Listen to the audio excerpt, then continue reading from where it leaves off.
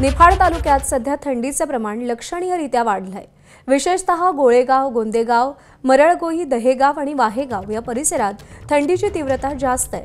या वाढलेल्या थंडीमुळे येथील गोई नदीवरील बंधाऱ्यातील पाण्याची वाफ होत असल्याचं एक अद्भुत आणि विहंगम दृश्य पाहायला मिळतंय। सकाळच्या वेळी नदीच्या पृष्ठभागावरून धुक्याप्रमाणे पाण्याची वाफ वर जाताना दिसते, ज्यामुळे संपूर्ण परिसर एका सुंदर निसर्गरम्य दृश्याने न्हाऊन गेलाय। या विहंगम दृश्य छायाचित्रकार पंडित मुदुगुल यांनी ड्रोनच्या सहाय्याने चित्रित केलंय।